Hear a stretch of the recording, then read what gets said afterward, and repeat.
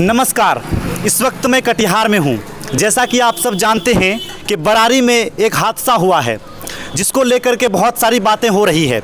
यादव समाज के 7 व्यक्तियों की हत्या हुई है, जिसमें कि एक व्यक्ति का शव को बरामद किया गया है, बाकी 6 का अता पता नहीं है। हमसे बातचीत करने के लिए आज भोजपुरी के बड़े स्टार संतोष रेणु यादव जी हैं। उनसे हम बात करेंगे और जानना ये चाहेंगे कि बिहार में इस तरह की घटनाएं घटती रहती है, अपराधियों पर कैसे लगाम लगाया जा सकता है। उसने ये 7 हत्या किया है। और मैं आपको बता दूं, ये आरएसएस के तमाम दलाल चाटुकारे कहां चला गया, किस मां के जाकर के छेद में घुस गया। मैं पूछना चाहता हूं आरएसएस वालों से, मैं पूछना चाहता हूं ये कौन कौन सेना है, कहां चले गए। तुम भागलपुर तो पहुंच गए थे ना, भागलपुर पहुंच गए थे उस घटना को हिंदू मुस्लिम रंग देने के लिए, सांप्रदायिक रंग देने के लिए। हैं कहां चले गए? तुम लोग को सांप सूंघ गया क्या हैं? या तुम्हारी माँ अपने बिल में छुपा ली तुमको? मैं पूछना चाहता हूं इन लोगों से। तो कार्य तो होगा साहब, कार्य होगा। अहिर का नाम ही होता है कार्य करने से।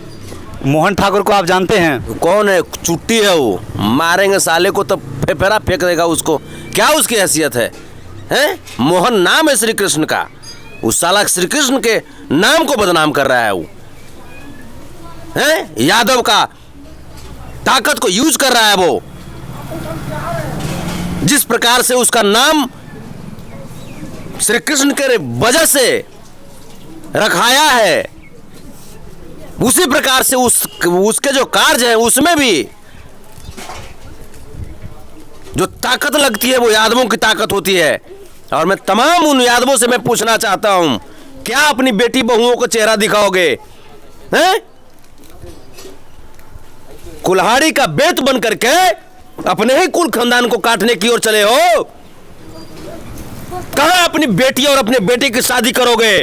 मैं पूछना चाहता हूं, क्या तुम्हारी बेटी उसी मोहन ठाकुर के यहां ब्याही जाएगी? बताओ, क्या उसी को अपना दामाद बनाओगे?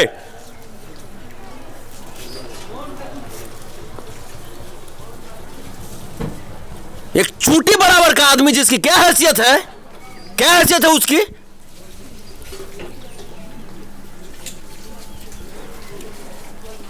रगड़ेंगे तो उसका पचौनी भी पता चलेगा है?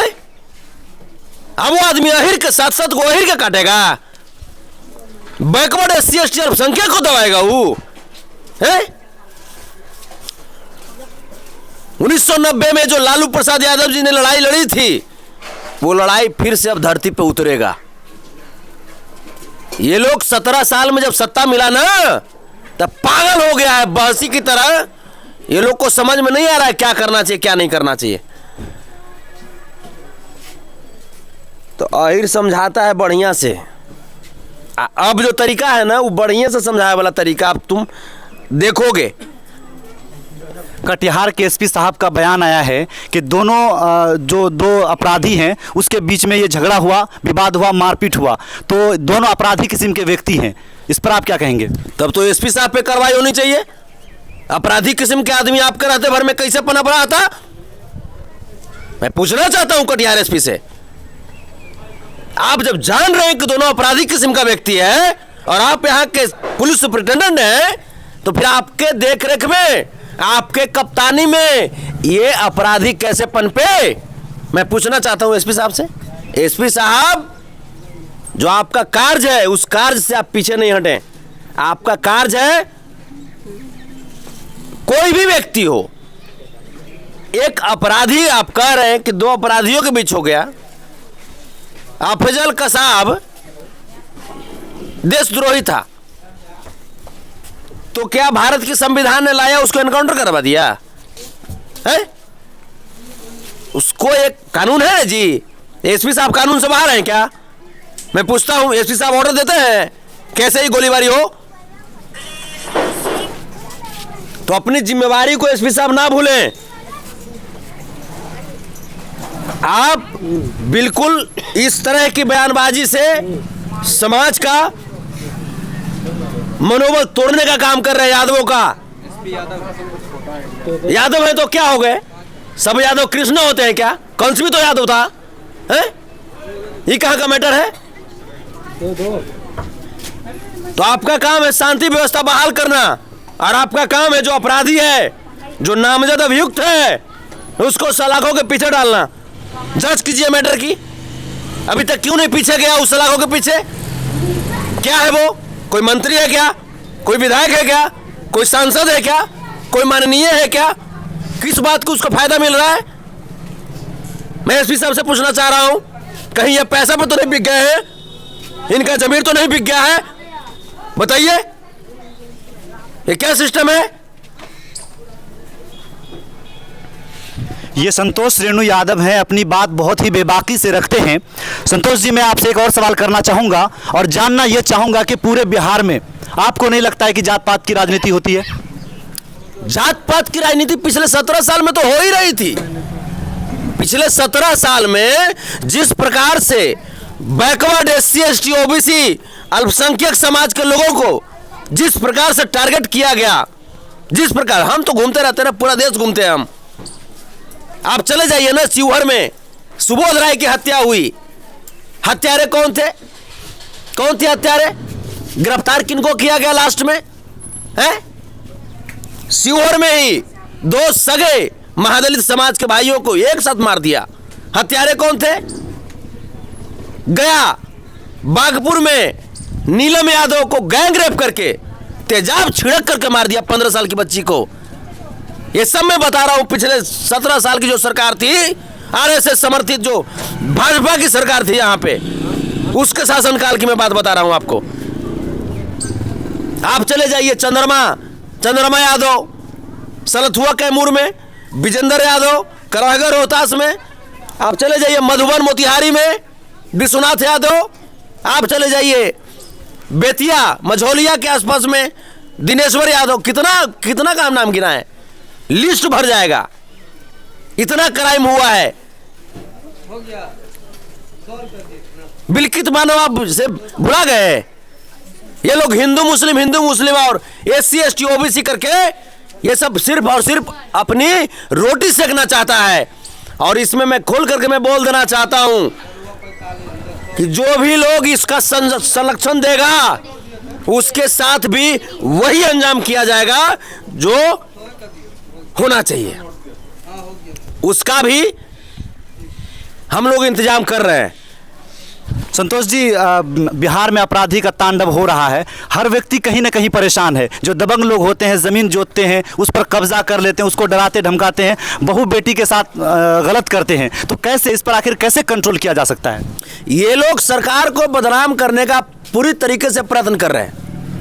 ये लोग चाह रहे हैं कि लालू प्रसाद यादव की सिद्धांत वाली सरकार जो बनी है, माननीय श्री नीतीश कुमार जी के नेतृत्व में महागठबंधन की सरकार, माननीय श्री तेजस्वी प्रसाद यादव जी के नेतृत्व में, माननीय श्री तेज प्रताप यादव जी के नेतृत्व में इस सरकार को कैसे बदनाम करें। ये लोग चाह रहा है कि यादवों का कत्ल करेंगे, OBC का कत्ल करेंगे, SC ST का कत्ल करेंगे, माइनॉरिटीज का कत्ल करेंगे। तो ये लोग लालू यादव जी से, तेजस्वी यादव जी से, नीतीश कुमार जी से विमुख हो जाएंगे। तो ये तो सोचने की बात है ना। अब यहाँ पे सरकार को एक्शन लेने की जरूरत है कि इन राक्षसों का वध करना होगा, वरना ये आपके ऊपर जो अस्तित्व का, आपके अस्तित्व पे जो धब्बा लगा है, आपके दामन पे जो धब्बा लगा है, वो धब्बा विकराल रूप लेगा और न घर के रहिएगा न घाट के रहिएगा। ये नौबत आ गई है, सरकार को एक्शन लेने की नौबत आ गई है ऐसे ऐसे राक्षसों का वध करने के लिए। देखिए, संतोष रेणु यादव हैं और इस वक्त कटिहार में मौजूद हैं। अभी इनकी पूरी टीम यहाँ पर आई हुई है।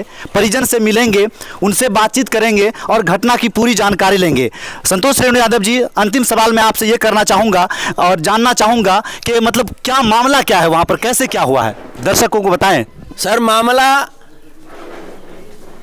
ये जो है कि एक जो मोहना है, मोहन ठाकुर, मोहना बोलिए उसको जी, मोहन श्री कृष्ण को बोला जाता है, दोगलमन के उसको बोलेंगे मोहन है। उसका बाप के पता है कितना बाप मिला होगा तब पैदा हुआ होगा वो, अहिरे के खून से, पैदाई से उसका है। अहिरे उसकी माँ के साथ प्रेम किया होगा तब पैदा हुआ होगा वो, और अहिरे का ताकत पे वो कूद रहा है, उसकी औकात है, अहिर को टारगेट कर देगा वो है। वो जो है साजिश करके बैकवर्ड का, यही समाज का, SC ST का, अल्पसंख्यक का जमीन हड़पता है, हड़प करके वो अपने आप को जमींदार कहलाता है, और उसके बाद जो लोग उसके इस शोषण के खिलाफ खड़े होते हैं उसको ये जान से मरवा देता है। और इसमें अशोक अग्रवाल है, कोई MLC है, उसका भी बहुत बड़ा हाथ है। तो मैं कहना चाहता हूं अशोक अग्रवाल से कि तुम न सुरक्षित हो जी, तुमको ना 500 अरब का संपत्ति है कि तो पूरा कुला खानदान का संपत्ति है, तो पूरा कुला खानदान सुरक्षित है। अहिर से धरती परती हो गया, सुधर जाओ, वरना अगर हम लोग बिगड़ गए ना तो संभालने वाला कोई नहीं मिलेगा, भागने के लिए जगह नहीं मिलेगा तुम लोगों को।